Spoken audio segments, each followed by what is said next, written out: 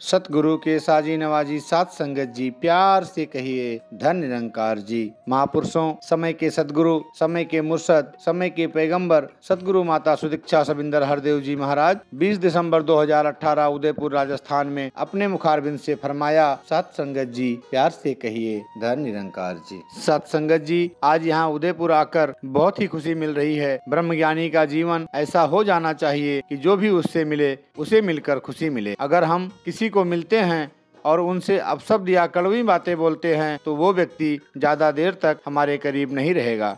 लेकिन अगर हम मीठा बोलेंगे तो वो व्यक्ति शायद यही कहेगा कि आपसे मिलकर आनंद आया और अब मेरा पूरा दिन अच्छा निकलेगा। जैसे अलग अलग दिखने वाले फूल जब एक गुलदस्ते में साथ होते हैं तो बहुत ही सुंदर लगते हैं, ऐसे ही अलग अलग प्रांत और देश के लोग, चाहे वो महाराष्ट्र के हों, पंजाब के हों या राजस्थान के या फिर जर्मन या अफ्रीकन हों, सब में एक ही परमात्मा की अंश आत्मा है। जब हम सब में परमात्मा का रूप देखेंगे तो सब सुंदर नजर आएंगे, फिर किसी से नफरत नहीं होगी। हम सब परमात्मा के एक ही गुलदस्ते के अलग अलग फूल हैं। अगर इंसान अपने आसपास संकीर्ण सोच की ऊंची दीवार बना ले तो उसके पार नहीं देख पाएगा। केवल ब्रह्मज्ञान रूपी हथौड़े से ही उस दीवार को गिराकर संकीर्णता खत्म हो सकती है और विशालता जीवन में आ सकती है। कबीर दास जी ने भी अपने एक दोहे में यही बताया कि पेड़ में आग लगने पर अगर पक्षी कहे कि मैं अपना बचाव कैसे करूं तो यह विचित्र लगता है। उसे तो अपने पंखों का प्रयोग करके आग से मुक्ति मिल सकती है।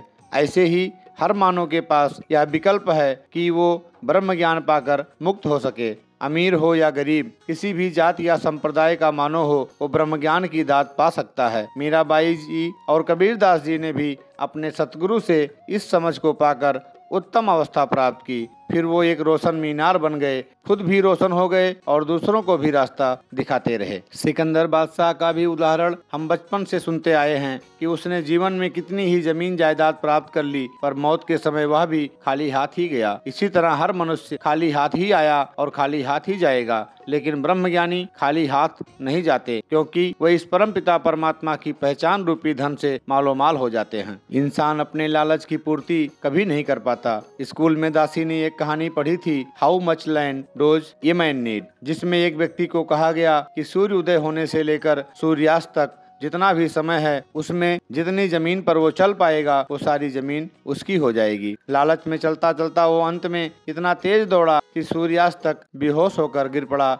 और उसकी मृत्यु हो गई। जमीन के जिस टुकड़े पर वो गिरा वहीं उसे दफना दिया गया। लेखक ने यही समझाने का प्रयास किया कि लालच का कोई अंत नहीं होता। परमात्मा ने हमारी नीड, जरूरत के अनुसार बहुत कुछ दिया है, पर अगर हम ग्रीड, लालच करते हैं तो एक जंजाल में फंसकर रह जाते हैं। इसका मतलब यह नहीं कि हम मेहनत या कर्म ना करें, मेहनत अवश्य करनी है, लेकिन लालच और अहंकार को पीछे रखना है। हर कर्म इस निरंकार को समर्पित करके शुक्राना करना है, शिकायत नहीं करनी। एक मोर नाचते हुए अपने पंख देखकर खुश भी हो सकता है और अपने भद्दे पैरों को देखकर शिकायत भी कर सकता है। निरंकार कृपा करे कि जिन्हें ब्रह्म ज्ञान की प्राप्ति हो गई है वो मुबारक हैं, पर ज्ञान की कद्र हमेशा बनाए हुए और निरंकार को अंग संग याद रखते हुए अब हमने इस दात को घर घर भी पहुंचाना है। साथ संगत जी, धन निरंकार जी।